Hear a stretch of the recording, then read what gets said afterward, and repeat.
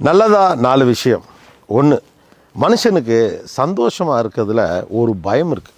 அதனால தான் நம்ம தேடி தேடி கவலைகளை நோக்கி போயிட்டே இருக்கோம். ஆக்சுவலாக சந்தோஷமாக இருக்கிறதுக்கு பெருசாக ஒன்றுமே தேவையில்லை.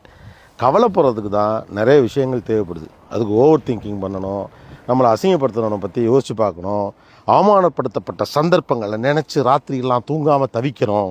அப்படி இருந்து கவலை பிடிச்சி போயிடுது. அதனால தான் மனுஷனுக்கு சந்தோஷம் வந்தால் பயம் வருது. லைஃப்பை சிம்பிளாக வச்சுங்க, ஜாலியாக இருங்க. அவ்வளோ ஒர்த்தெலாம் இல்லை லைஃப்பில், கவலைப்பட்டுக்கிட்டே இருக்குது. என்ஜாய். 2, என்ன செய்கிறதுனே தெரியாமல் ஏதாவது வழிகேட்டு வந்து உங்ககிட்ட நிற்கிறவன்ட்ட புத்திமதி சொல்லாதீங்க. நீ இதை அப்படி செஞ்சுருக்கணும், இப்படி செஞ்சுருக்கணும்னு புத்திமதி சொல்கிறதுக்கான நேரம் அது இல்லை. அவனை மறுபடியும் கில்ட்டுக்குள்ளே தள்ளுறது ஆறாத காயமாக மாறிப்போகும். முடிஞ்சால் ஆறுதல் சொல்லுங்கள், முடிஞ்சால் உதவி செய்யுங்க. புத்திமதி சொல்லும் நேரம் அது அல்ல. 3, ஒருத்தருக்கு தேவையில்லாமல் அளவுக்கு அதிகமாக ஏதாவது செஞ்சுக்கிட்டே இருக்காங்க. அன்பின் மிகுதியால் தான் அவர் அப்படி செய்கிறாரு அப்படிங்கிற எண்ணம்லாம் போய் அவர்கிட்ட இருக்குது, அதனால தான் செய்கிறாருங்கிற எண்ணத்துக்கு அவர் போயிடுவார். ஒரு கட்டத்தில் நான் அவங்களுக்கு அதை செஞ்சேன், இதை செஞ்சேன், அவங்களுக்கு நன்றியே இல்லைன்னு நீங்கள் புலம்பிக்கிட்டு இருப்பீங்க. அவங்களுக்கு நன்றியெல்லாம் இல்லாமல் இல்லை, நீங்கள் அவங்கள அப்படி பழக்கிட்டீங்க.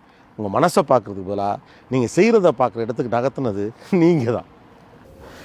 4, அற்பமான விஷயங்களுக்கு கூட பயம் வர்றது, அடுத்தவங்க மேலே சின்னதாக பொறாமை வர்றது, பொறுமையாக இருக்கணும் அப்படின்னு நினச்சாலும் பிடிச்சவங்க மேலே கூட கோபம் வர்றது, யாரையாவது பழி வாங்கணும் அப்படின்னு லேசாக ஒரு எண்ணம் வந்துட்டு போகிறது, இதெல்லாம் வந்தால் நீங்களாகவே உங்களை கெட்டவனோ மோசமானவனோ நான் ஏன் இப்படி இருக்கேன்னு லேபிள் பண்ணிக்காதீங்க. இதெல்லாம் எல்லா மனுஷனுக்கு வர்றது தான், பெருசாக யாரும் சொல்கிறதில்ல. முக்கியமான விஷயம் என்னென்னா, இந்த தாட்ஸை அப்படியே கடந்து போயிருங்க, பெருசாக இம்பார்ட்டன்ஸ் கொடுக்காதீங்க. ஆட்டோமேட்டிக்காக அடுத்த சந்தர்ப்பத்தில் நீங்கள் சகஜமாக மாறிடுவீங்க.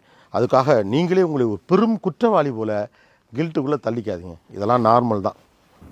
இந்த நல்லதாக 4 விஷயம் உங்களுக்கு ரெலவெண்ட்டாக தெரிஞ்சால், அல்லது உங்களுக்கு தெரிஞ்சவங்களுக்கு இது ரெலவெண்ட்டாக தெரிஞ்சால் ஷேர் பண்ணுங்கள். மேபி உங்களுக்கு இது யூஸ்ஃபுல்லாக இருக்கலாம்.